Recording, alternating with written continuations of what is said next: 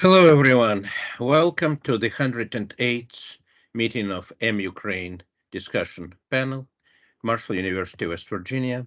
We're a faculty group.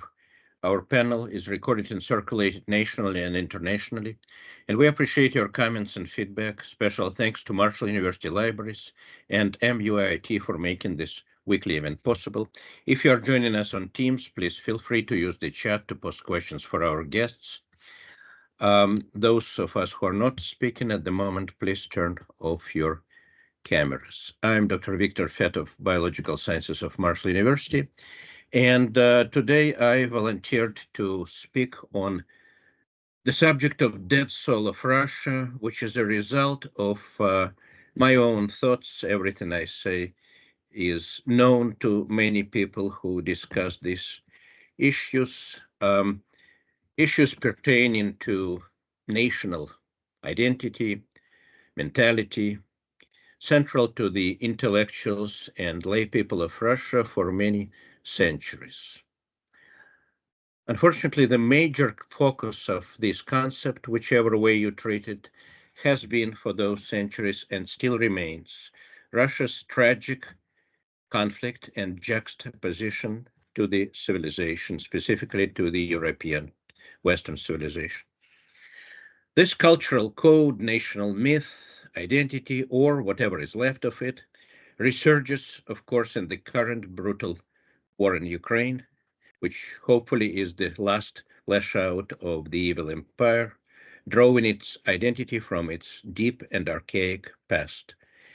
We have had a privilege to interview a number of people on this program over these 2 years. Nobody have foreseen that this will last for 2 years and the end is not in sight as we near 770th day of this aggression. So let's, for the purpose of those who don't know the details, I just will introduce a few general concepts and review most important issues here. This is purely subjective and personal pursuit. I'm a naturalized American a citizen for 30 years, since 94. I was born in Ukraine in 1955, then it was part of the USSR.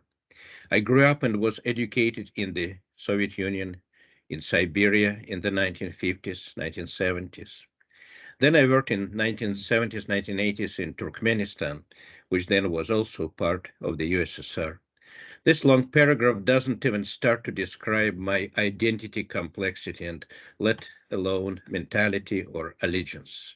Today, indeed, instead of hyphens, one needs profuse hyperlinks and references, and that's what I'm doing. There is no doubt that my personality inevitably has been formed as that of a Russian culture, person of a Russian culture, in quotes, or without them. Not only Russian is my native language, but it's the only one in which I express myself, writing poetry, rhymed and metered after a traditional classic Russian fashion, and this is an important component of my personal life, especially since I have experienced an enormous upsurge of this creative writing since February 2022, written and published over 500 poems, and also I was involved in a number of activities on putting together anthologies in Russian language by dozens of authors who are on the side of Ukraine in this war. In a way, I myself and many of those people belong exactly to that Russian world which modern Russia aims to liberate with its missiles and tanks outside of its borders, as it is doing at this moment in Ukraine. Along with millions who share this identity, I am an eyewitness to these historical times in which we live, especially since those gates of Mordor have opened for the current generation on 24th February 2022 with a full-scale Russian invasion of Ukraine. It is hard to explain to my mainly American friends and listeners, I hope this lecture will be listened by someone, what absence of freedom is. Still, every day now brings new evidence of barbarism and enslavement by terrorist states and groups. Coming closer to these readers' homes, we live in the midst of world-changing events. A folder in my computer for current events from February 22 on is titled Times of the Black Hole. February 2022 in future textbooks quite possibly will indicate the start of a new world war, just like September 1939. And Russia, the Russian Federation, is where the attention of the entire world now is focused and should be so. Clearly, it is important to discuss what is this Russian spirit or mentality today, which fuels this conquest and murderously expands to the area conquered by it. There is a violent discussion ongoing among historians, culturologists, revolving around the main issue: what has happened in the last 30 years since the demise of the USSR in 1991, what is going on now, and what will happen in the next future. I am not a culturologist or historian, but again, on this program, we have been privileged to hear some of the brightest names in those areas, and it is useful to summarize one's feelings and thoughts, especially after 2 years of the carnage. Indeed, any study of a national character slash spirit slash mentality slash identity or cultural code addresses a complex mixture of cultural stereotypes, ideas, memes, myths. They exist in history for some time, through a few generations, often deeper, and those concepts are upheld and informed, used and abused by intellectuals and politicians, existing in, some would say, collective mind, memory, soul, unconsciousness, whatever is your choice of metaphors. I am an evolutionary biologist trained to analyze facts and events and their historical development based on hard evidence. My contribution to the subject is not that of an outsider. Again, as I said, my native language is Russian. And although I live for half of my life in the United States, I keep the language. And as many of immigrants of my generation, I am faced with complex and changing identity issues, deeply rooted in the legacy of the USSR, an evil empire of gulags, also known as workers' paradise. Deeper roots of the issue go back to the Middle Ages, and without going into history, recent and old, one cannot really understand the current incarnation of Russian mentality. Complexity of the discussed issue begins with simple terminology. What Russia are we talking about? Wasn't it called Soviet Union before? Or even a question you might hear, a very charged question, wasn't Ukraine just a part of Russia? Or Georgia, wasn't it? Or Kazakhstan, or whatever. For a foreigner, the very terms Russia and Russians are confusing, usually charged ethnically and politically. One at least has to try to distinguish historical entities, three layers. The Russian Federation of today, with internationally recognized borders of 1991. Before it, the Soviet Union, a totalitarian terrorist state based on communist ideology from 1922 to 1991. And before that, the Russian Empire, an autocratic monarchy starting from Peter I in 1721 and ending in 1917 by so-called Russian Communist Revolution. And all this geographic and historical content differs depending on discussion and the claims, both territorial, historical, and spiritual. One doesn't have to go back to the history to medieval Kievan Rus, Viking founded states, also of great historical importance and claims. And this is just to indicate how ancient are the issues we're talking about. This archaic historical component has been used and abused again viciously by Russian propaganda today. Further, the name of the peoples traditionally addressed as the Russians is even more confusing. This appellation today is usually uh, applied to designate all citizens of Russian Federation, whatever their ethnic origin, genetic origin. In this case, adjective the Russians is used much like the Americans or the British. In 1922-91, one would also use the defunct term the Soviets as the synonym of the Russians. At the same time, the word Russian designates the major ethnic group within the modern Russian Federation, of mixed Slavic and Ugric Finnish origins. The Russian Federation has inherited from both the USSR and the previous Tsarist Empire a very complex historical quilt of historically conquered and to a different degree assimilated tribes or peoples or states. A few more independent countries and regions were conquered or reconquered or annexed by the Soviet Union in the 20th century, such as three Baltic states, Estonia, Latvia, Lithuania, parts of Poland, Finland, Germany, Romania, and so on. The USSR, to remind you, consisted of 15 so-called republics, and 91 fell apart more or less along their borders. And finally, in a broader cultural aspect, which again is grossly abused by the aggressive ideology of Russia today, anyone raised or having family roots in the Russian Federation or USSR or even Russian Empire of 100 years ago, or even anyone who uses Russian language could be called a Russian, part of so-called Ruski Mir, a very loosely defined Russian world. Unfortunately, one cannot discuss any Russian mentality or spirit or identity without taking into considerations all these old and historical layers, and they explosively are charged and often, like they do today, led to genocidal tragedy.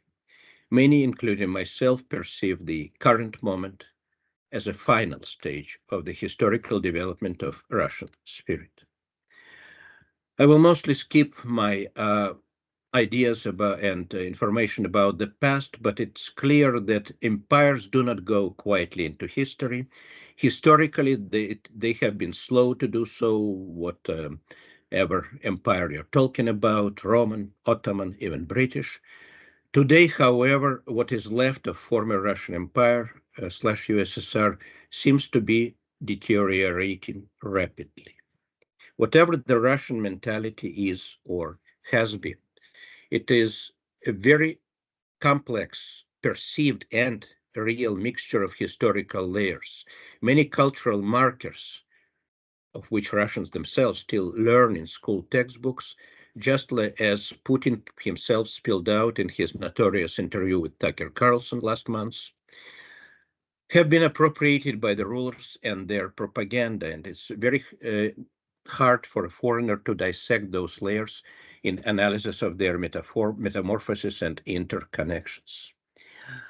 Again, if you start from the Middle Ages, Kievan Rus, the Viking-founded states, which importantly accepted the Orthodox Christianity 1,000 years ago from Constantinople, has fallen under Mongol invasion in 13th century, and then fractured medieval princedoms congealed as the Golden Horde dwindled, and approximately by 15th century, the Moscow Tsardom or Muscovy emerged as an adversary of both European states in the West and Ottomans in the South.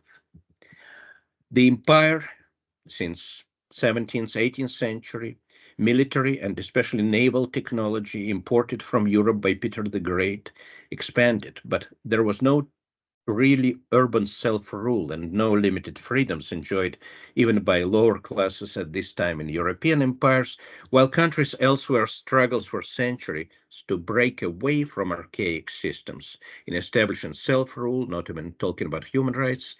The Tsarist Empire of Russia constantly lagged behind, burdened by archaic serfdom or slavery.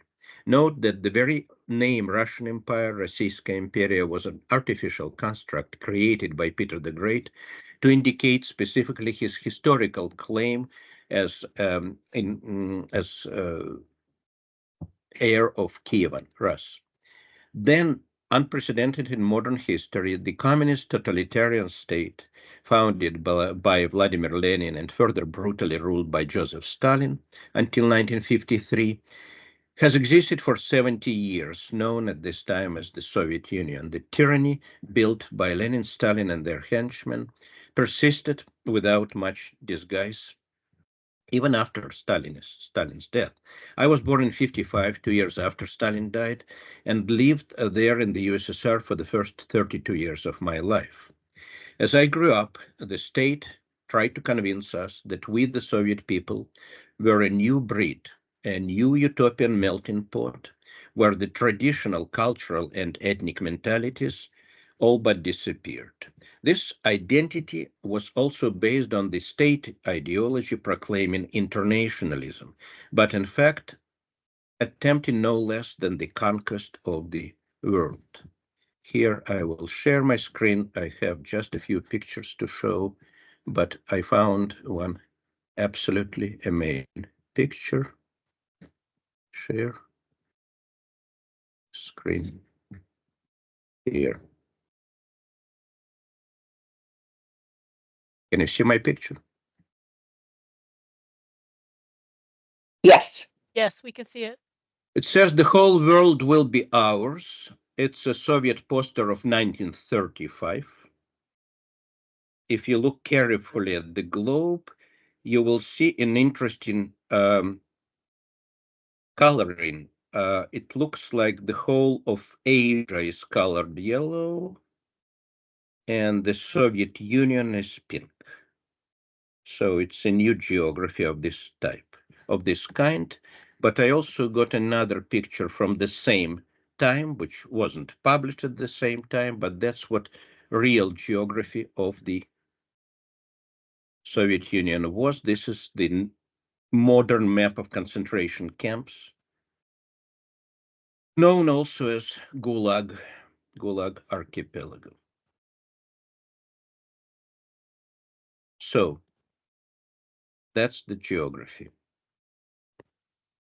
In post-Soviet time, as USSR fell apart in 91, mainly along, again, political ethnic republic lines, the Soviet as well as Russian identities were fractured. So we are looking at very dynamic process, which is measured indeed by decades, not centuries here. Under Gorbachev's perestroika, new ideologies emerged, which were not at all new liberal or democratic or whatever you call them, human rights ideologies. Many, under new freedom of speech, like Alexander Dugin, Eduard Limonov, and others, professed anti-Semitic, anti-Western, and ultra-fascist discourse. Putin came to power in 2000. Today, the country that could be addressed as Putin's Russia undergoes further unpleasant and tragic transformation, which lasts already over 20 years. A journalist in May 22 stated in a German newspaper, quote, "In the last few centuries, Russians have experienced less than 10 years of real freedom. The fear of just don't stand out, it could end badly, has become second nature to them. So it's no wonder that they could easily be hooked on paternalism and so-called learned helplessness," end quote. In terms of individual rights, Russian word svoboda, which means freedom or liberty, was not something Russian history was very familiar or comfortable with. On the contrary, numerous archaic medieval mechanisms of fear, obedience, persisted over both 19th and 20th century and until today. Tsarist reforms of 19th century were half-baked. Serfdom was abolished only in 1861 for peasant classes. The communist coup in 1917, which promised freedom, turned the entire country into a labor camp, a Gulag archipelago, much worse than a slave plantation in the antebellum American South. Many have discovered at this time that the officially proclaimed Soviet man, a new entity, was an illusion. So a very archaic cultural code that defines behavior of Russian population today appears to be a throwback to the centuries of imperial and communist slavery. This was a tradition in which people did not participate in self-rule. With superficial infusion of European practices and culture in Russia, which was never enough to overcome the centuries of passivity and conformism, especially to go down from educated classes to the majority of population. Their archaic survival skills led behavioral selection for passivity and obedience. I'm not saying genetic selection, I'm saying learned behavior. Today, the main foundation, in Russian they call it skrepa, emerged as archaic cult of xenophobia, cult of brutal force. It appears that Russia existed and exists still as an empire, and there are opinions that it cannot exist in any other shape. Some more mystically inclined scholars would talk about cyclical nature of Russian history, from freeze to thaw to another freeze. Both Tsars and communists, as well as the current regime, in an archaic way saw themselves literally in the center of the universe. I just showed this poster, which follows words that every Russian child of my generation knew by heart. The famous poet Vladimir Mayakovsky, in his youth before the Russian Revolution, an iconoclastic futurist, reflected in 1927, 10 years after revolution, his so-called Moscow centricity in a couple of lines. Начинается земля, как известно, от Кремля. The earth starts, as everyone knows, from the Kremlin. This was directed at the first generation of new Soviet children, and we grew up with slogans. Now, the Russian culture has been called by scholars profoundly logocentric, focusing on literature, on written word and its creators, on writers and poets' personalities. This is a big deal. Since this propagated culture as a great culture by generations of ardent Slavists, both at home and abroad, has been usurped and appropriated by the authoritarian and totalitarian regimes which held power over the last century, even before the Tsarist times. The Russian culture is, in quotes, is an inherent item of any intellectual claimed as birthright and heirloom to be worshipped. Indeed, literature has replaced the corrupt today Orthodox Christianity, which is a separate and set subject. In absence of political culture, indeed any civic society, Russian poets, writers, and visionaries were seen as spiritual teachers and defined essentially the search for Russian identity. This was true especially through the darkness of communist terror and slavery over 20th century, when all other teachings were exterminated and suppressed. Thus writers became saints and martyrs, often since they were murdered, jailed, or committed suicide. Now, just a few pixels from my own childhood again to share with you the images which are familiar to every Russian child of my generation, but not to a foreigner, I guess. So this is a pin which we were wearing at age 6, and the baby is Lenin, but it's baby Lenin. The pin was a symbol of the youngest communist generation before you became so-called young pioneer, a scout, if you wish, at age 10. You were supposed to wear this, and these children groups were called young Octoberists for the October Revolution. Notice that Lenin, known while worldwide as a bald person without hair as an adult, here is curly. I wouldn't be too far from reality to say that these images replaced the Orthodox religion in communist times with Lenin as definite substitute of Christ. Further on, if I have this picture here, this is something else, and I just use it as one minor example. You wouldn't probably recognize Snow White in this Russian version, but this is the famous poem, fairy tale in verse by Alexander Pushkin. It's called The Fairy Tale About the Dead Princess and Seven Warriors or Seven Knights. What happened to Snow White in this interesting Russian version? Pushkin is a staple, the most famous Russian poet, although partially of African ethnic origin, of course, accepted creator of the modern literary Russian language. 200 years ago, veritable cult object. No other culture has turned any of its poets into such an icon. And his poetry, which is brilliant, was part of my upbringing, as it has been for millions growing up in Russia for those 100 years or more.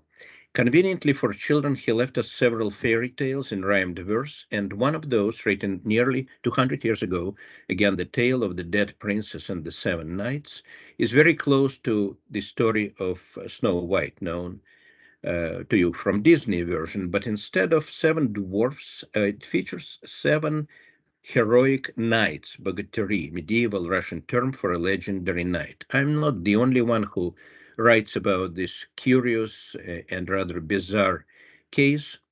Already as a small child, as probably millions of others, I noted what Pushkin wrote about the daily pursuits of his knights while Snow White is sleeping, or rather this sleeping princess, sleeping beauty. Um, Here it is in not very precise English translation because it's a poem. What are seven brothers doing during the daytime? When at dawn the seven brothers would ride out to try their luck with a longbow shooting duck, or to ply their sword in battle and a Saracen unsaddle, headlong at a Tartar go, chop his head off at a blow, or give chase to a Circassian from the forest, send him dashing. Into this fairy tale, the Russian national poet of early 19th century easily included three ethnonyms for historical adversaries of the Russians: Saracens, which is a designation of Muslims in general; Tartars or Tartars, most likely in this case North Caucasian Muslims; and Circassians, Russian Cherkasy or Cherkesy. And Pushkin uses even more precise term, Pятигорские Cherkesy, Pятигорsk or Beshtau is Turkic toponym. Fortress of Pятигорsk in northern Caucasus was built only in 1830, in late 18th century. Very important places for Russian classical literature, especially if you read Mikhail Lermontov, who served in those parts in Caucasus. Enough to say that imperial conquest exterminated probably 70 to 90% of the native Circassians. There is a lot of analysis on those references. So one can easily shrug it off and say that all empires did exterminate in their colonial conquered people, yes, but none of the former empires are bent on conquest today.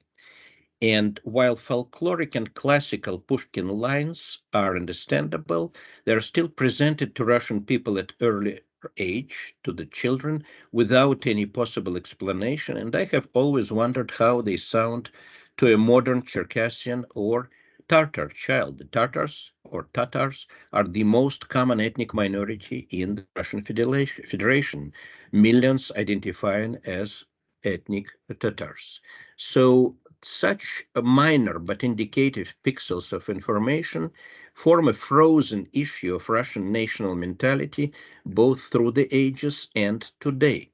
Enough to say that ethnic minorities such as Buryats, Tuvans, North Caucasus tribes, as we see today, are disproportionately recruited into the Russian army in the current war in Ukraine, with its so-called meat attacks as a cannon fodder. In this way, Putin's regime avoids sacrificing the city folks, which are more likely to protest, and also gets rid of active ethnic youth, the potential troublemakers. Hitler was in power for 12 years, one generation, before his regime was defeated on the battlefield. Putin personally has been in power for twice as long today. Hitler came to power riding on militarism and resentment, and the perceived German spirit, in quotes, in one of the most civilized nations of Europe, became utterly corrupted in a very short time. It is not likely that a modern German scholar would even use this antiquated, unprecise concept without a huge reservation. Putin came to power riding on the legacy of centuries of imperialism, slavery, in one of the least civilized nations bordering Europe. Its population was then severely damaged by the communist rule for 70 years, riding the wave of the Russian spirit today, an explosive mixture of ideas and worldviews becoming utterly corrupting. Falling apart in 91, the USSR left behind millions of Russian speakers, including ethnically Russian people, within the newly formed countries, where they formed a sizable minority. So the slogan "Своих не бросаем," we do not leave our own behind, has been skillfully used in the Crimea and Donbass occupation in 2014, and always was a convenient lie by the Moscow government, at the same time raising the fifth column among the ethnic Russians of the former USSR republics was the standard operation procedure of the new regime since its emergence. This resentment mentality, some were talking about the Weimar Russia, has emerged immediately after the USSR fell apart. Ultranationalists, such as Vladimir Zhirinovsky, openly called for wars for a long time. Prior to the 2022 war, "We can repeat it, можем повторить," became a common slogan even on children's strollers. The Second World War victory of Stalin's USSR was appropriated by Putin's regime as their ancestral pride. And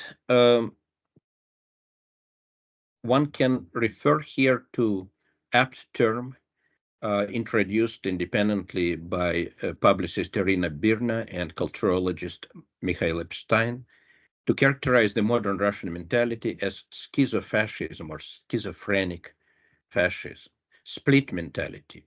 In Russia, it has been flourishing for at least 100 years, 4 generations.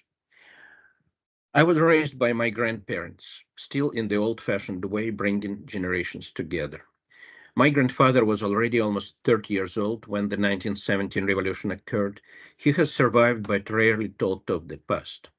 I recall indicatively my grandmother calling everything after 1914 as peaceful times. After the First World War and the Russian Revolution, times for her never were peaceful again. Another publicist, Katerina Margolis, whom we also had privilege to interview here last summer, introduced another term, schizocolonialism, referring not only to the regime but to a mindset. She says, quote, "Traditional bifurcation of the Russian liberal thought and the double standards that originate from the 19th century, parallel existence of rhetoric and the ideals of the fight against tyranny with normalization or even praises of chauvinism, oppression, aggression, and strangulation of other nations. This tradition begins with Pushkin, who immediately and subsequently both love of freedom, imperial wars, and it is today, as is today, all was done under the self-proclaimed mission of saving Europe and the world." One another overlooked cultural point, overlooked, I would say, by foreigners, is the deeply infantile thinking and behavior of the current Russian population. This phenomenon, of course, is not limited to Russia, but there it became especially toxic.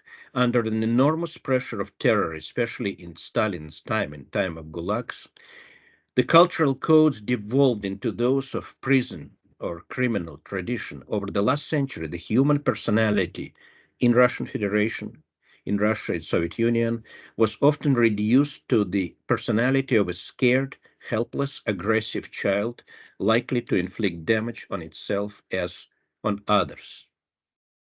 In the USSR, children's stories about communist leaders, Lenin, Stalin, or Kirov, were not only required textbook items, but had all quality of religious literature. I already showed this curly-haired Lenin in my childhood pin. Today, the warmongering propaganda corrupts little kids into protectors of the motherland, which means future cannon fodder. Teachers are obliged to comply, as most schools in Russia still are run by the state, way too readily, incredibly brainwashed and fearful pedagogical and cultural uh, mm, environment has seized now upon this slogan of resentment we can repeat. Here is just one frame, a children's song which was already popular before the war, has been recommended to choir performances in schools, and it carefully lists the regions Russia annexed or claims, reaching up indeed to Alaska, those inept lyrics in Russian follow in my translation. The Kuril Island chain will never belong to the samurais.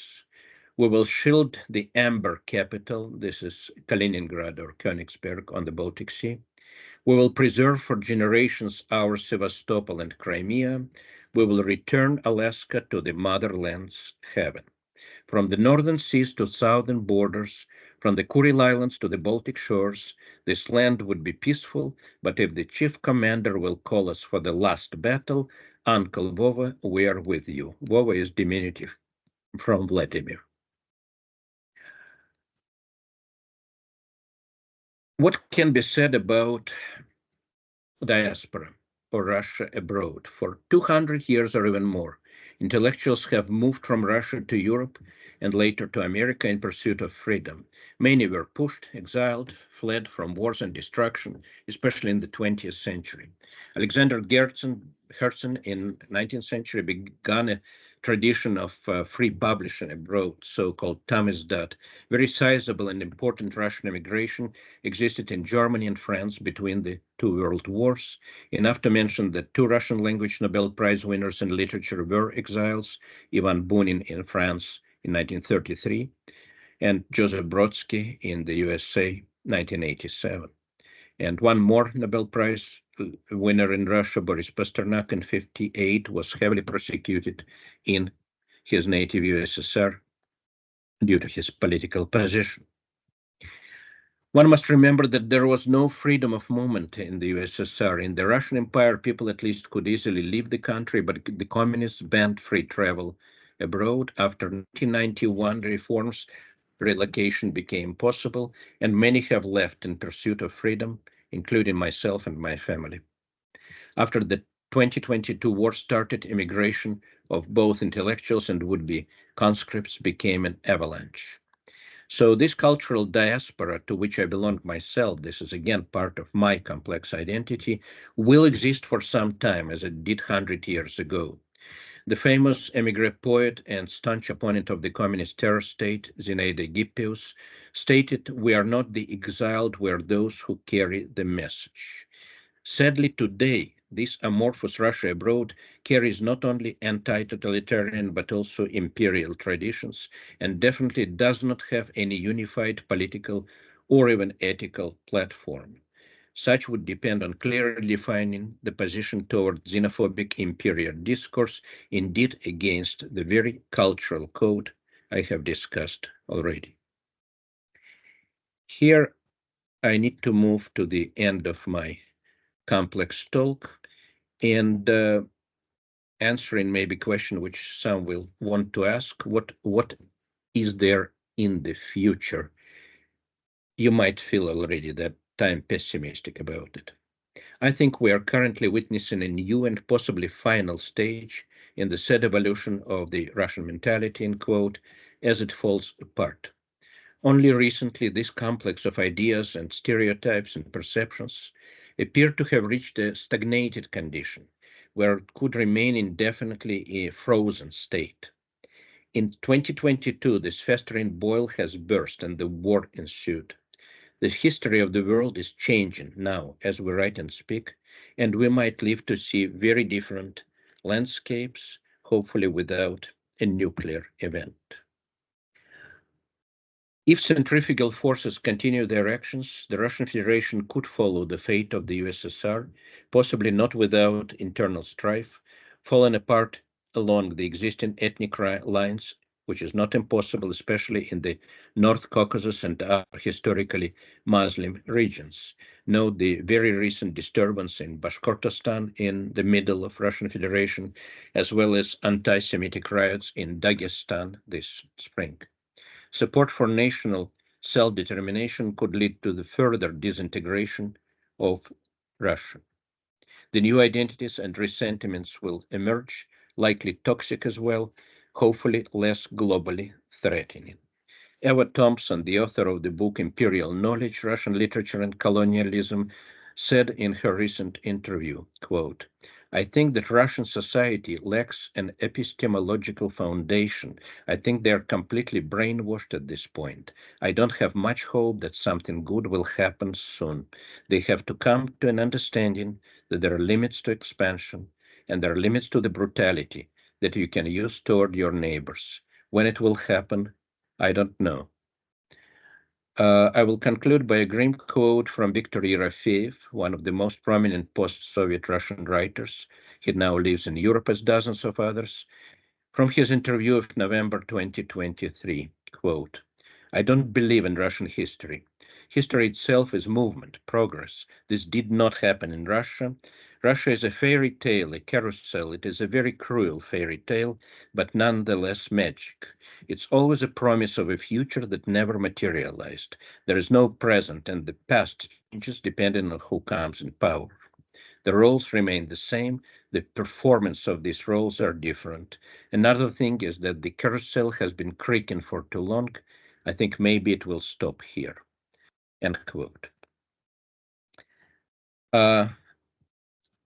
I will also like to read a couple of poems.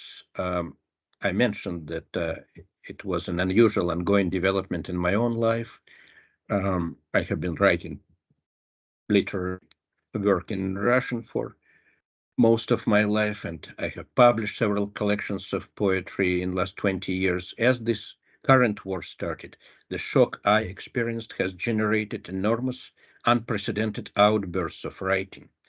It was as if my native language experienced a need to say that was not said by the others, and I know other people who felt the same. But many others in the first months of war could only cry and could not write a word.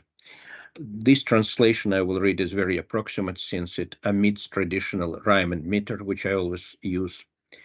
Uh, these pieces will carry an important emotional insight into the issue of rapidly changing Russian mentality and summarizing feelings shared by many others across the world. We are indeed observing a profound, rapid historical process of cultural and spiritual extinction. And I believe it is our sad duty to document it from all possible angles. Two poems. One is called Above the Abyss, written in March 2022. At the edge of an abyss, Ukraine, in darkness and fog, stands clasping the sword, united in the middle of a sea of evil. We know everything about the slave fate through hundreds of years. Today there is only one word, freedom. Let there be light. Another is called decay. The empire commits suicide, life on air in the Russian World War. Pushkin and Brodsky scatter into marble shards, not in a shooting range, but in Mariupol, Chernigiv, and Irpin. Rotted foundations shatter into wood chips, exceeding the speed of both light and darkness. Textbook pages are burning. We recall Khlebnikov hiding in Kharkiv 100 years ago in a mental hospital, calculating his alphabets of stars, empires, and birds, half-life periods of heaven and hell. Didn't we know that hell has no borders? But we were promised not hell but heaven on this earth. Where and when will end what began in February? Thank you. I will stop here and take questions.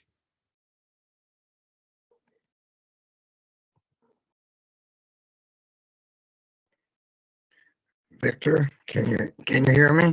Yes. Okay. With regard to Ukraine, how do you respond to the Russian argument that the justifications that Crimea historically has been under Russian rule many times?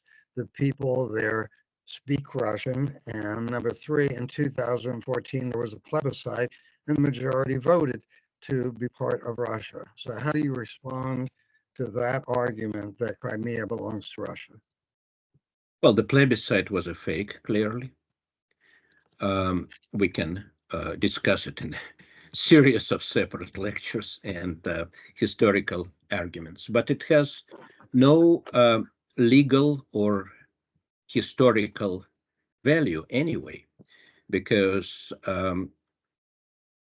internationally recognized borders of 91, by the way, guaranteed by the Western powers in 93 by the Budapest Memorandum, have never been contested by anyone, and Ukraine within its borders, which include parts of former empires and countries between the wars, before the wars, before the revolution, countries which don't even exist now, such as Ottoman Empire or Austro-Hungarian one.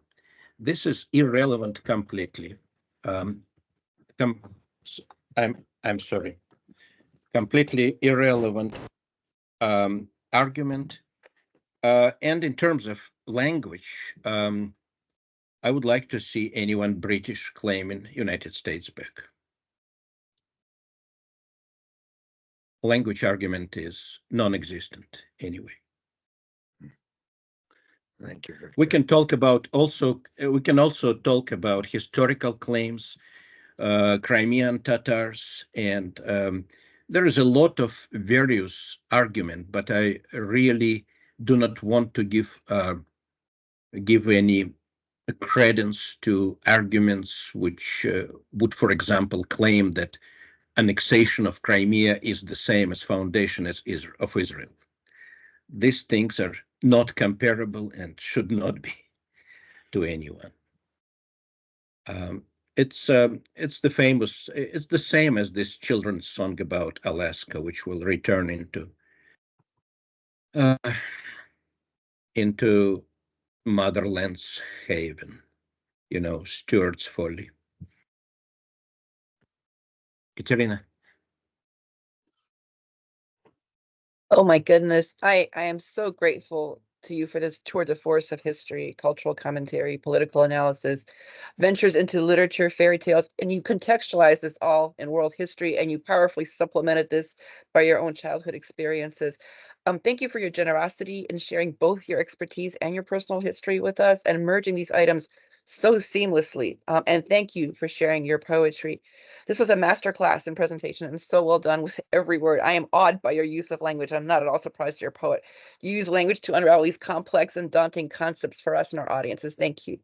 My question is about, like, you made this the very sad statement, and I believe one of our previous speakers talked about this. Anara Taplishieva talked about the role of ethnic youth, and you mentioned how this war is an opportunity for Putin to get rid of the ethnic youth, the potential troublemakers, the Tatars.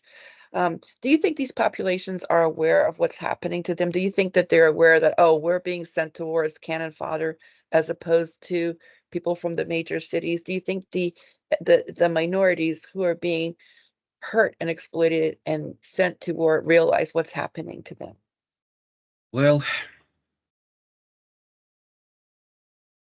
I will not call any names because obviously we might be watched over there. But I spent many, many years in former Muslim areas of the Soviet Union, first of all in Turkmenistan. And unfortunately, just like in ethnic Russian countryside, yes and no. Yes, there are unique people, literally dozens, maybe not hundreds, who are aware of what's going on. Intellectuals, people who know their history, people whose parents taught them.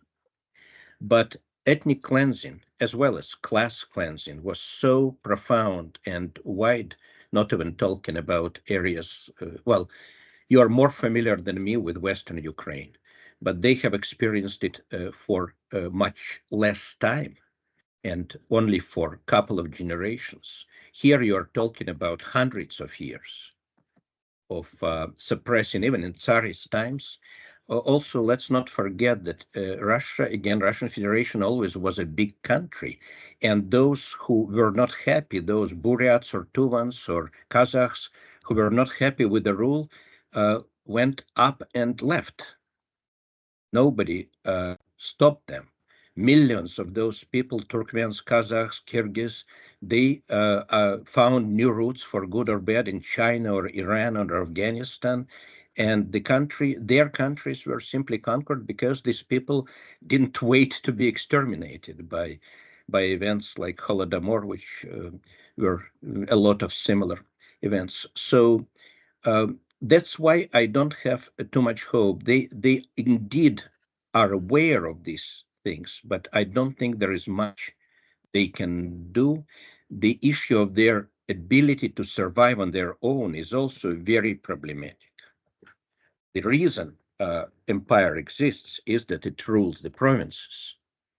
Um, of course, we had cases in history like Balkan uprisings against the Ottomans or Judean war against the Romans. But I'm afraid history doesn't work anymore. All these analogies are very flawed. Even analogy of Nazi Germany with uh, Russian Federation is flawed because we're talking about very different people and very different timelines here. Don't forget, please, I'm talking not to you, but to my student audience, if there is any, don't forget the whole history of Nazism happened on the memory of single generation. The same generals fought in Second World War who were fighting as officers in the First.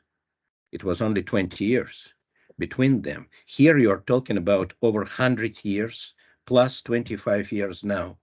So quite recently, I realized with fear, if you wish, that those who are fighting now in Ukraine, their fathers fought in Afghanistan in 1980s, or maybe even their, I don't know, maybe these are even grandchildren. So it's a huge gap between those historical layers which experience something close to normal life.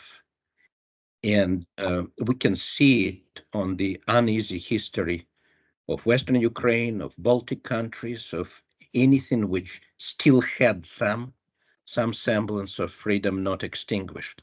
Those people in Asian parts, I'm afraid, never knew anything like this. So yes, there are initiatives, there are people who work on this, but they resemble more historical fantasies, like those. Well, if we go again back 100 years, we might recall how Franz Ferdinand tried to make a dual monarchy, the triple monarchy, tried to introduce the Austro-Hungarian Empire, the Slavic component, as independent. And we know what happened. But this, again, all these historical metaphors are not very useful now, especially since we have modern civilization where the issues of visibility and responsibility have shifted. First World War, I could understand to some extent. I think we were talking on this program once about the famous letter of British intellectuals in 1914, the war to end all wars, if you recall, signed by Bernard Shaw, H.G. Wells, and others, because they were working from the perspective of finally eliminating and exterminating all these failed monarchies on the continent, all these medieval remnants, or empires or whatever. But there is no such claim today.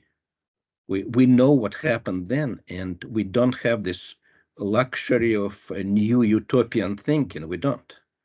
So we only have a battlefield and the victory on the battlefield. We are back to Roman times, if you wish. Thank you. And thank you for your truly spectacular talk. Thank you. Thank you, Katerina. Marina, please. I have a bunch of questions written. I'll try to limit myself because, yeah, I understand the timing. So first of all, Victor, very big thank you from me for bringing up this topic and speaking it so professionally, so deeply, and all my thanks to you, because it's really is the root cause of this war, this Russian mentality, imperialism, built-in imperialism in Russian mentality. I discovered this myself, no, I wouldn't say long time ago, from the beginning of the war, I also started researching, listening, reading a lot of historical information about Ukrainian history and Russian history. And I experienced a lot of things like you did because of my complex identity also was, not a simple identity I have. I'm Jewish, I have Jewish heritage, I'm Russian speaking from Eastern Ukraine, from Kharkiv. And I lived in the United States for quite a while, for 17 years, and I was completely surrounded by Russian-speaking diaspora. So I almost erased my Ukrainian identity for long period of my life, and I discovered it after the war started. And I had the speech already on this channel, and thank you very much for that. So since I was starting researching, I understood one thing, that the keys, the answers to Russian imperialism could be found in Ukrainian history, in Ukrainian language, in Ukrainian culture. And one of the key authors would be Shevchenko, who discovered and who split the Russian imperialism into atoms. The whole literature, the whole cultural heritage of Shevchenko talks about Russian imperialism. And I wish for one thing, that most of the Western universities in America and in the West, in Europe, will start establishing the Department of Ukrainian Studies, Ukrainian language and Ukrainian culture. Also, Polish authors could be key, also could answer questions about Russian imperialism, like Adam Mickiewicz, right, who also did this similar thing to Shevchenko. He discovered this Russian imperialism and explicitly explained it in his literature. So this was like my comment on the speech, but also I have few questions. First of all, I very thankful to you about your poetry and reflexia in Russian, and I see your poetry. And to my understanding, the poetry written in Russian right now, after the war started, should reflect the only topics should be reflected is how Russian literature came to the point of growing fascism, right? So, and I see you do a lot of reflexia on that topic too. But my question is, have you ever tried to use Ukrainian for your poetry? No, because Ukrainian is a foreign language for me.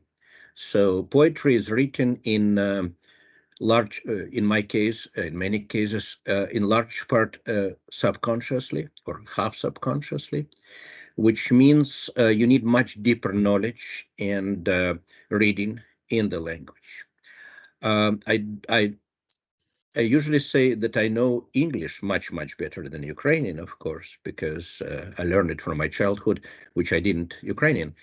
But I still do not write in English, definitely not in the way I can translate, but not in the way I write in Russian. It's completely different thing.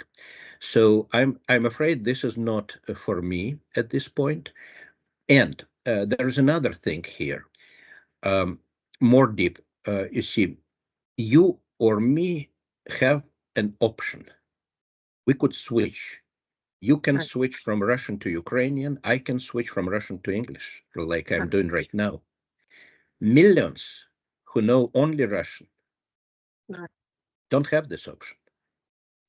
So I do not hope that what I write will be useful for them, but I have some responses from them as well. Not just from Russia, but from across the world. The problem with language, which I try to define for myself for the last 2 years, is very unique, especially since we don't have any other states, countries which speak Russian. It's like in Greece. I was told in Greece once that Greeks are the only people who can die from nostalgia because no country in the world speaks Greek. But when Greeks emigrate, and there are sizable communities even in America or Australia, they carry the language with them. But they still, of course, have nostalgia for Greece. I find it almost impossible that someone who left Russia will have nostalgia for whatever version of Russia is there right now. There may be nostalgia for classical literature or whatever, but it's not relevant anymore. So what I'm trying to say is different. I think it's good that you mentioned Slavic departments. They will exist where they wouldn't go anywhere. They will have to emphasize Ukrainian and other languages, probably Balkan and Polish and others. Russian language, let's say, area that it takes in modern scholarship or even propaganda, it will and should reduce. I'm not quite sure that the language will not become extinct as the country becomes. You see, this is exactly what happened to Roman Empire. I made this analogy in one of my poems, arguing with someone who would say that yes, Latin language is gone, but look at Dante, and Italian and French emerged from Latin and everything was fine. But here I say to a scholar or to a poet, false analogy. Roman Empire didn't go this way. In fact, Roman Empire existed in some form until 1918 when last Habsburg emperor resigned. So as an idea, it existed. It was an empire which united different conquered lands. It was a different story, different history. Now we have very different case. Just like Tsar's empire in 1917, just like Soviet Union in 1991, we may live to see this remnant of empire collapsing in days. And then everybody, just like many of us do, will reshape and refashion their identities.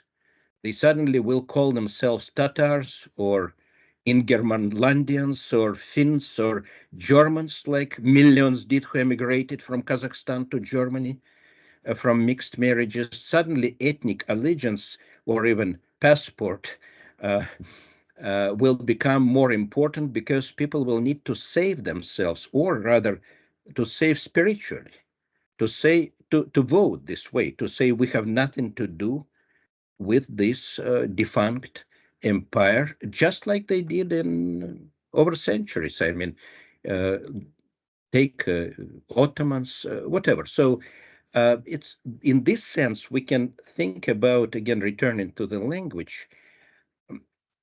Millions speak it now. Of course, there has been enormous surge of immigration from Russia, especially with the mobilization and all these young people who may not even return. The question is, will these young people teach their children in Turkey or Georgia or Serbia, even if they stay there? Will they have Russian schools? That's what I'm asking. Because the question is very simple. If they want, their children will speak English just like my children here. Um, one of the more profound examples probably is Israel, where Russian language is at this point very strong. But we know what happened to Yiddish, even in Israel. I mean, and Yiddish, of course, has very different historical fate. But the language has to be in some fashion separated from the country which carried it and evolved it and nurtured it. But all bets are off since February 24th. I mean, that's why in many poems, or not only mine, the image of suicide, of the empire, of the language, and comes up because suicide is much more imaginable than repentance. You see, it's very hard to imagine even German-style repentance of Russian population, whatever is left of it, in the future, especially since we do not foresee German-style ending of the wars or war. So it's a hard issue, but one thing is clear to me: the subject of my talk today will not be an issue anymore in 40 or 50 years. No one dares to talk about German spirit today in Germany. And same story here. Because of the facts of the history which suddenly collapsed and happened. And from personal perspective, yes, I'm still writing in Russian. I'm trying to use it to the hilt, to the way it can be used in my case. I understand that I have been separated from the metropole for 30 plus years, and maybe this was good actually for my language. Like in many emigres, it didn't become modern language, which in my opinion is not so good at all, because of the issues we discussed. So it's a tough question, but again, continuity has broken. We are not inheriting, we are not claiming Russian culture as our heritage anymore. I think it's a good formula, because from what you show on your Facebook activities, the Russian community in Washington, D.C., these are caricatures. I mean, people vote for Putin and given a Pushkin book as a souvenir for children. Yeah. I mean, it's not. I mean, it's not serious. That's what it is. It's like voting for Hitler and given a Brothers Grimm's Tales book. It's almost innocent, I would say. This is not serious at all. Definitely, you can't imagine that children from DC will be going to Russia to fight on Putin's side. Although I have heard cases like this from Europe, but I Right. don't think this is the case. These people prefer American life, and the way they assert their complex identity is, of course, because by the way, because they have dual citizenship, because they vote because they have Russian citizenship. That's something which in other countries would not be illegal, by the way. Dual citizenship is like in Ukraine. Ukraine doesn't right now have dual citizenship, no. So anyway, thanks for these are profound questions. We could talk for hours about them, but our problem on this Friday panel is that you and me we know what we're talking about, but our students or faculty or anyone who watches not from our heritage, they don't. They barely will distinguish Russian and Ukrainian. That's why I started with this crude question. Wasn't Ukraine part of Russia? And in some sense, it was, if you equate Russia with Soviet Union. One thing I didn't bring up, which you and me know also, but I'm sure everyone else here will be surprised. Do you know that back in Soviet Union, when me or Marina grew up, it didn't matter if you say British or English. These were synonyms. We learn English, so we learn about England, and we learn about English writers like Jonathan Swift. And here probably Katerina will faint, because Jonathan Swift was Irish writer who wrote in English, wasn't he? Yes, I was just thinking that when you And said if you that. call I was him just thinking English, that. Yeah. yeah, if you call him English in Dublin, you are up for a big trouble. Yes. Or Joyce. So for us, we didn't know who was Irish, who was Scottish. I mean, Robert Burns, whom we knew in Marshak's translations, we knew he was Scottish because Marshak told us so. But we surely didn't know the dialect, Scots dialect he wrote in, which was, of course, dialect of English, not Gaelic language, but we didn't go in such details. So it's clear that even if earnest American student reads Gogol, he wouldn't decide if Gogol is Russian or Ukrainian writer. Gogol, of course, was Russian writer writing in Russian language, partly about Ukraine, whatever he wrote. So it's hard. I mean, is Ilya Repin Ukrainian or Russian artist? Of course, he was born in Ukraine, in Chuguyev, and of course, he lived most of his life in Russia. But after revolution, he lived in Finland. Maybe he was Finnish. I'm sure that the Finland has some claim on Repin. Yes, so Just few things I would like to note about this yes, cultural separation of Russian and yes, Ukrainian culture, and it's hard to do with literature, harder than with visual arts, with rapping, right? But what I've some noise here on the background. So what I've heard about Gogol, he is Ukrainian author, but his literature belongs to Russian culture. So he well, has dual identity, and so his heritage belongs to Russian culture because he wrote in Russian. well, in the But same, yeah. he originally was from Ukraine. Well, I would And say his also, heritage. Yeah, I'm sorry. I would say Gogol's heritage belongs to Russian Empire, just Empire. like just like Kafka's belongs to Austro-Hungarian Empire. Kafka wrote in German. He was Jewish. He lived in Prague. Was he Czech? No. Was he German? No. He was Austro-Hungarian writer who wrote in German, who was Jewish, and all these hyphens and hyperlinks. You cannot really reduce this way. Sometimes you can, of course, but I love Greece. I've been there several times, and I was told the amazing story that Greece, of course, was under 500 years under the Turks, under Ottomans, and Greek emigres lived in Italy.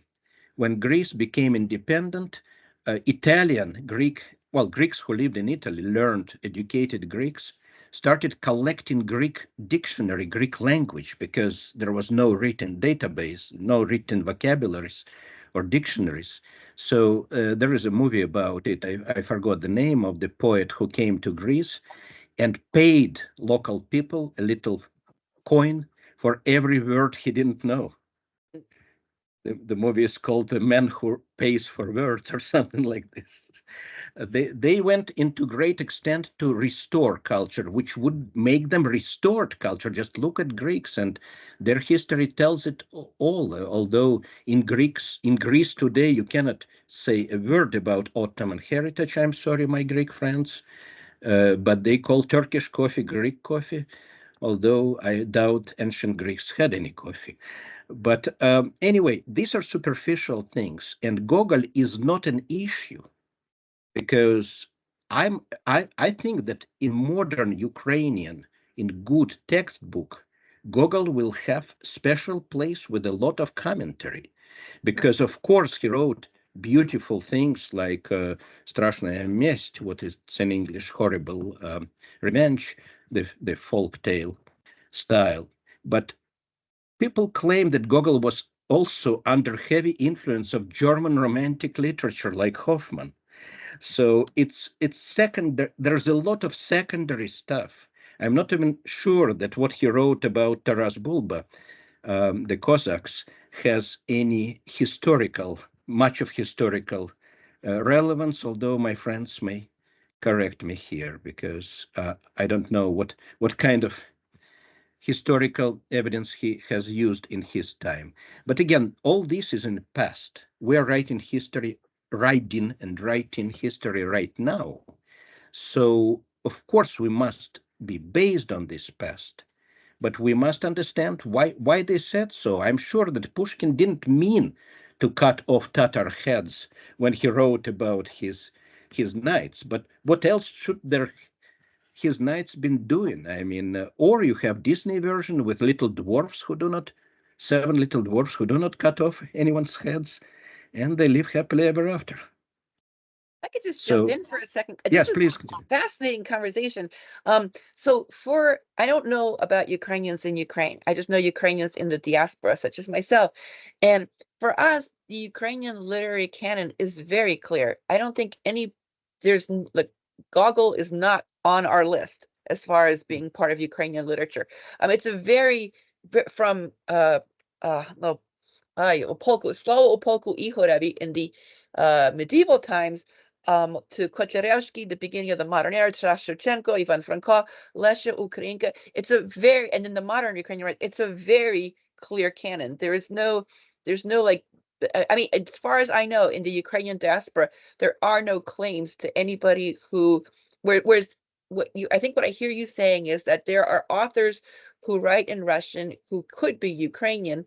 In my world, that doesn't happen. In my world, there's very clear, here are the Ukrainian writers and there's everybody else. So just kind of interesting, you know, how the perceptions, and it may very well be that in Ukraine that there are different conversations happening and there are people who claim Gogol.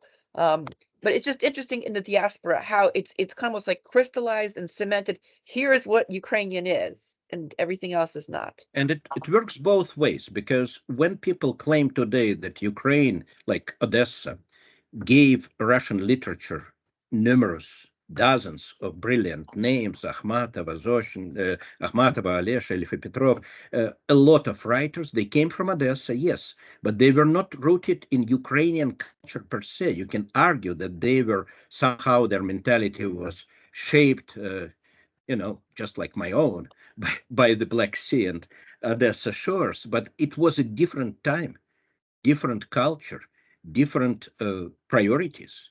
That's the reason, there was the reason why they left Odessa and went to Moscow. This was their choice. Nobody exiled them from Odessa to Moscow. And, you see, this was their choice in the empire as it worked there, just like millions of Jewish people who left to America or Argentina or whatever. So every moment creates its own allegiances. So what Marina said, very valuable thing, and actually you were one of the first who said it to me, about reasserting identity after 22, because Kharkiv, of course, is Russian-speaking city, and this was the whole business with, you know, claiming Odessa or Kharkiv rather than Ternopil or Lviv by Russia in this war. They somehow, somebody thought that those cities will, you know, greet their liberators, which I guess they were mistaken. They were thinking about Vienna of 1938, not about Kharkiv of 2022. So it's different. Again, history changes. It's dynamic. It changes as we speak. In the beginning of war, I had this fantasy. I suddenly imagined that Russian language will actually be preserved only in Ukraine, academically, when it becomes extinct in the metropolis. Most likely it will not happen. But I think one of the, for me, again, it's a personal talk and personal sentiment. When I write in Russian today, it's a different language from my language of even 10 years ago. That's why I write so much. And I hope not so badly, but the reason this language as a tool works by itself, it's like an old discovered machine, which you use today to make new parts for the new world. It's reinvented language. Of course, it uses the same words and database, but it has experience, which Pushkin didn't have. There was an old joke about somebody said, how can you live without reading Dostoevsky? And somebody else said, Pushkin haven't.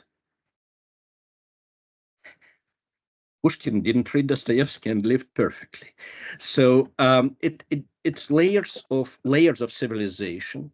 We accept them or reject or select, but it's our responsibility today. You see, and I think the issues like argument about Gogol or Bulgakov or anyone else are not useful today. You should argue about people who choose to support the right or wrong side today, not about what happened then, because then they took positions. Pushkin against Mickiewicz, Herzen against Herzen for Poland, and many others. But even Poland of 1860s was not today's Poland. And you cannot get out of this historical circular thinking, which Russia, unfortunately, has been caught into, just like I quoted Viktor Yerofeev, very fancy writer, who says history is over. History is not over. Whatever Fukuyama or Yerofeev say, history cannot be over. It will be a very sad history. I think, again, the reason I'm pessimistic is that I know a little bit of history, and it doesn't just, fade into itself. So we have been here for 2.5 hours. A couple of more questions, and we probably will need. Yes, please, Marina.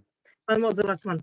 So you mentioned about Russian diaspora, and you mentioned you mentioned my posts about the Russian diaspora, and I try to be a rooper, to be a self-made media on my Facebook about how Russian diaspora behaves, and I see a lot of people do not do this reflexia about their past, about their culture. Unfortunately, they still keep doing the Russian festivals, Russian kids festivals, Russian adult festivals, to perform, to show literature, theater, and all that. And I keep an eye on that, not because I'm trying to take revenge or to do some bad stuff. No, I know them from inside. I've been a part of this diaspora, and I know that for some reason, Russian people in diaspora dissociate themselves from their country. In their head, culture is above politics. But in Ukrainians' head, like myself, culture is not above politics. Culture represents the politics, or the government. That was I wanted to comment. But also I wanted to ask you if you saw and if you mentioned in your speeches or anywhere about the existence of Russian community, Russian Americans for democracy in Russia. Have you seen them? Have you talked to any of them? And I know that they created a flag, white, blue, white, if I'm not mistaken. Yeah, white, blue, white. They erased the red part from the flag. You mean not specific, you mean general movement. Yeah, I know the flag, and we have general movement. And I've been in touch with a leader of this movement, Dmitry Valuyev, and I only hope, and like my first initial movement was to have less Russian friends on my Facebook, but now I'm trying to be more friends with Russian people in community, not because I'm so kind, but also I want to influence their movement for democracy and show them how we organize Ukrainian community. It would be nice. It would be nice to have them speak if they wish. I would appreciate. I will connect. Yes. I will connect. I would appreciate connection. Maybe they don't know about us. And thank you for all work that you have been doing. This is a very important, I would say, historically. When we started this this program, we called ourselves the Chronicle of Current Events, like the old dissident newsletter. And nobody knew that we will be holding up for 2 years, but this is the minimal we can do to provide continuity, and we're not stopping. I now have speakers up to summer signed up. Yes, thank you, Carol. I have a message. Thanks from Carol Smith. Thank you, Carol. And we remind that Carol, we hope to have Dr. Kreitmeyer next week, your friend. Thank you. Yes. I don't hear you. You're muted. Yeah. I'm so sorry. Yes. I have another meeting I have to get into. I'm so sorry, but oh my gosh, this was just. I was taking notes as you were speaking, and I need to slow my brain down to unpack it all. Thank you so much. I need to confess. I was reading from a almost finished essay, which is called "Deconstructing the Dead Soul of Russia." I was asked to write it for a book. Oh, and please publish it. Extremely painful to write it. I cannot do it more than a few lines a day. I don't know how you even read it without falling apart. I don't know how you did that, Victor. I don't know how you did that. You know, I teach evolution for 30 years, so you have to separate yourself from your object, which has been extinct for millions of years. Things like this. It's harder for a historian. You see, me or Marina, who is a chemist, we are not vested in the subject. Our livelihood doesn't depend on Russian culture or history, so we can be, if not objective, then more removed from it. Yes. We are not in the middle. But I cannot imagine being a Slavist. I say it just, you know, not to discourage my friends who can be watching, but I know that Slavic departments have to reassert themselves, although Mikhail Epstein, whom we interviewed here, had another thought. He said that only Slavists, or some of them, can actually explain what's going on because they have experience, and that's true. So that's what I try to explain. You see, essays like this or talks like this, they're hard to write down, but it's the way we talk about it, me or Marina or others, is that we talk like this for years, for decades, so we know essentially what we are supposed to say. It's not. I could improvise it. It's not. The hard thing is to write it down emotionally because it's either a poem or it's a lecture of historical lecture of some kind, and then you are caught in the same vicious circle, like with. Wasn't Kiev and Rus a part of Ukraine, or wasn't it beginning of Ukraine? It's a chicken and egg problem. Burned dinosaurs, first birds, things like this. You have to dissect the layers and look at the structure and function, as we would say in biology. What is happening? Who is doing what to whom?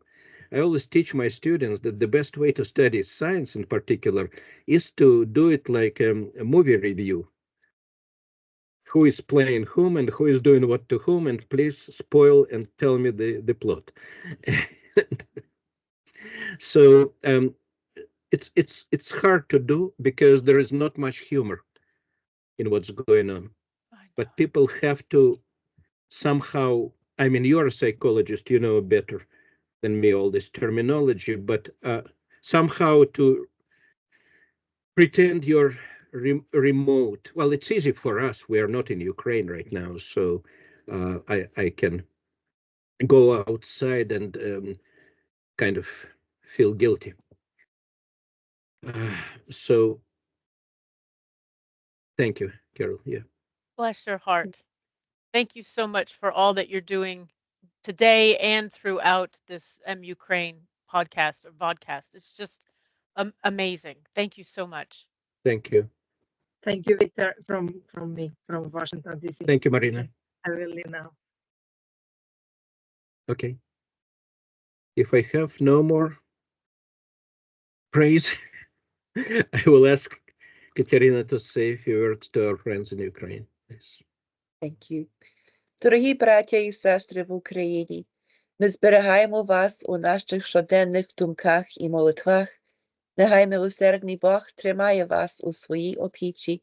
До наступного тижня. Прощаємося. Слава Україні! Героям слава! Героям слава! Героям слава!